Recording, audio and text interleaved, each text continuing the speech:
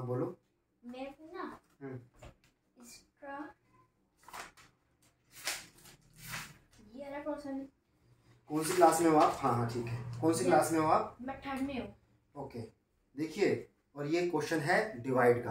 तो सबसे पहली बात, छोटे बच्चों को इस तरह से मैथ नहीं सिखाई जाती है, खासतौर से डिवाइड इस तरह से नहीं सिखाया जाता है। इसलिए मैं हमेशा से कहता हूँ कि जो एनसीईआरटी है और जो प्राइवेट पब्लिकेशन है उनमें यही अंतर है।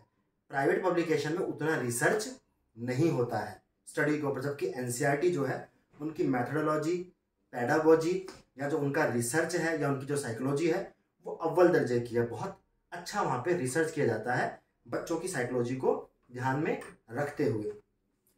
तो इस तरह से हमको मैथ या डिवाइड नहीं सिखाई जाती। डिवाइड जब छोटे बच्चों को सिखाया जाता है तो ग्रुपिंग के थ्रू सिखाया जाता है, जैसे फूलों की ग्रुपिंग करना, ठीक है, पत्तियों की ग्रुपिंग करना, माला के मोतियों की ग्रुपिंग करना, या किताबों की शेल्फ के अंदर ग्रुपिंग करना। तो ये जिस तरीके से मैथ सिखाई जाती है प्राइवेट पब्लिकेशंस की किताबों में या फिर प्राइवेट स्कूल्स में, सबकी मैं बात नहीं कर रहा हूँ, तो उसमें क्या किया जाता है, बच्चों को फॉर्मूला दे दिया जाता है। फॉर्मूला नहीं देना है, बच्चों को फॉर्मुलेशन सिखाना है कि वो चीज़ बनी कैसे। समझ में आया चपड़गंजू? ठीक है। तो अब यहाँ पे हमको जो दिया गया है वो एक मैथ का डिवाइड दिया गया है। हालांकि आगे चल के आपको ऐसे भी सीखना पड़ेगा। तो एक शेयरिंग करके एक लेसन है, लेट्स शेयर करके एक लेसन है एनसीईआरटी का, तो वो मैं जब सिखाऊंगा उस लेसन को अपने स्कूल में, तो तब मैं बताऊंगा कि छोटे बच्चों को डिवाइड कैसे सिखाई जाती है। फिलहाल अब आपके यहाँ पे ऐसे ही दिया हुआ है तो मैं इसको ऐसे ही एक बार सिखा देता हूँ, क्योंकि आगे चल के आपको ऐसे भी सीखना पड़ेगा।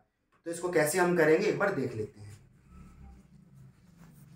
देखिए यहाँ पे हमको डिवाइड करना है 801 को 9 से। तो हम क्या करेंगे, आप यहाँ आगे आ जाओ थोड़ा सा। हाँ देखो इसको हम कैसे करेंगे।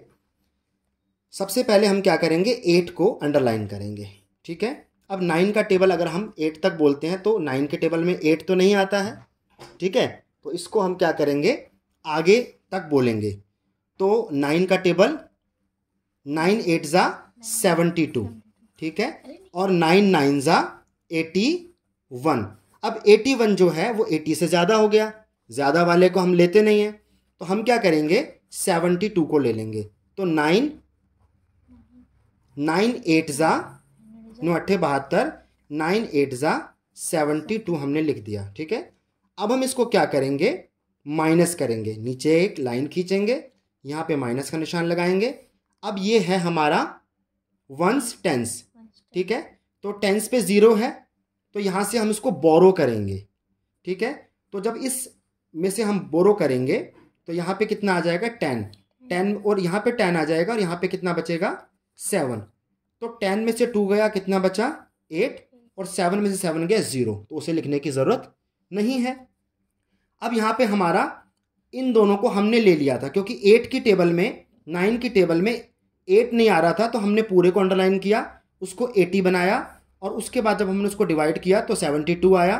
81 जो था वो 80 से ज़्यादा था, तो हमने इस वाले को लिया, यहाँ पे लिखा, इसको इसमें से माइनस किया, हमारे पास 8 बचा। अब ये नंबर हमारे पास अभी बचा हुआ है, इसको हम क्या करेंगे, एरो लगा के नीचे उतार देंगे। दोबारा से ये क्या बन गया 81 बन गया, ठीक है। 9 का टेबल, अब हम 9 का मल्टीपल टेबल हम तब तक बोलेंगे जब तक कि 81 नहीं आ जाता। तो 9 8 जा 72 और 9 9 जा 81, ठीक है। तो 9 9 जा 81, तो यहाँ पे हम 9 लगाएंगे, ठीक है, यहाँ पर हम 81 लगाएंगे, फिर से माइनस लगाएंगे, ठीक है। उसके बाद फिर हम नीचे एक लाइन खींचेंगे और इसको हम क्या करेंगे, माइनस करेंगे। तो 1 में से 1 गया 0 और 8 में से 8 गया 0, तो बेसिकली यहाँ पे 0 आएगा। अब देखिए जो ये 0 बचा है इसको हम बोलते हैं रिमाइंडर। क्या बोलते हैं, रिमाइंडर, यानी कि डिवाइड करने के बाद जो बचता है वो रिमाइंडर होता है।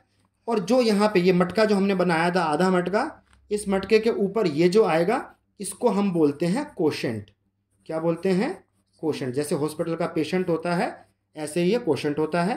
जिसको हमने डिवाइड किया था ये होता है डिविजिबल, और जिससे हमने डिवाइड किया था ये होता है डिविडेंड, ठीक है। ये आपको समझ में आया।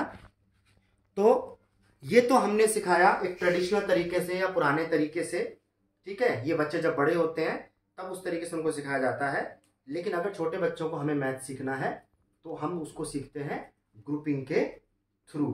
ठीक है, कहानी के थ्रू, लेट्स शेयर के थ्रू, ग्रुपिंग के थ्रू, फूलों की, पत्तियों की, माला की, मोतियों की ग्रुपिंग करते हैं। उसी में हम ये रिमाइंडर, क्वोशंट और ये सारी चीज़ें सीखते सीखते आगे बढ़ते हैं। समझ में आया? समझ में आया? चलिए, थैंक यू वेरी मच।